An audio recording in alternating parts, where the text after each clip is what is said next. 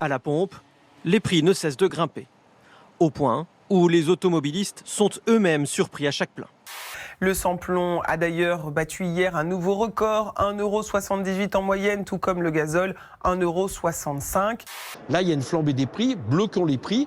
Nous, on pense qu'il faut aller chercher, récupérer l'argent plutôt sur les marges des distributeurs, des producteurs, type Total et autres. J'ai donc demandé au ministre de l'économie et des finances de modifier dès cette semaine l'arrêté définissant le barème kilométrique. Il sera rehaussé de 10%.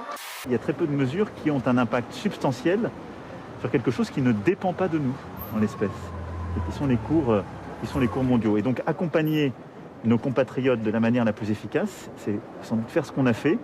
Bémol, la mesure concerne uniquement ceux qui payent l'impôt sur le revenu, moins d'un foyer sur deux, et ceux qui ont opté pour le forfait réel plutôt que l'abattement forfaitaire de 10%. Total, 2,5 millions de contribuables. A priori, c'est l'une des maisons de retraite les plus luxueuses de France, la résidence des bords de Seine à Neuilly. Un EHPAD Orpea où le loyer coûte de 6 500 € à 12 000 € par mois pour la chambre la plus haut de gamme. Dans un livre enquête, le journaliste indépendant Victor Castanet décrit un système atroce au sein du groupe d'EHPAD privé Orpea. On n'avait pas de stock, les soignantes devaient se débrouiller comme elles pouvaient. C'était des serviettes de bain, c'était voilà. Dans l'EHPAD, je répète, le plus luxueux de France. Les soins d'hygiène, la prise en charge médicale, voire les...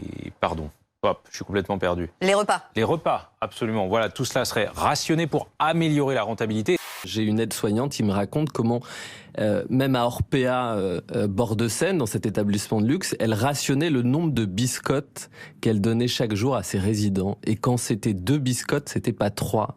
Demander à la ministre déléguée en charge de l'autonomie, Brigitte Bourguignon, de saisir immédiatement le groupe, de manière à ce que des réponses puissent être apportées. Nous le devons, notamment aux familles et aux résidents et aux soignants. Le directeur avec qui je m'entendais très bien, qui m'a embauché, au mois d'août m'a convoqué et m'a dit « Laurent, je pars. Il ne faut pas que tu restes, on n'arrivera à rien. » Il avait raison. Il faut remettre des indicateurs de qualité de soins dans les EHPAD et il faut les rendre publics. Et je pense qu'en rendant publics ces indicateurs, eh bien, on permettra, j'allais dire, à la société de juger de comment nos aînés sont traités. Nous sommes choqués. Cela ne correspond pas à nos valeurs. Cela ne correspond pas à notre engagement. Je suis allé en Bretagne, à Brest, je suis allé en Normandie, je suis allé dans l'Aisne, et à chaque fois, j'ai rencontré des familles, des membres du personnel qui m'ont raconté les mêmes dysfonctionnements. Il y a des accusations. Nous ne prétendons pas être parfaits. Nous ne prétendons pas ne jamais nous tromper. Ce que nous prétendons, c'est d'être très éloignés de ce qu'on veut nous faire porter en termes d'image, en termes de volonté. Et les résultats, voyez-vous, sont au rendez-vous de nos espérances. C'est 1400% de condamnation en plus. Et puis, nous confisquons chaque fois que nous le pouvons ces véhicules. That's a great asset. More inflation.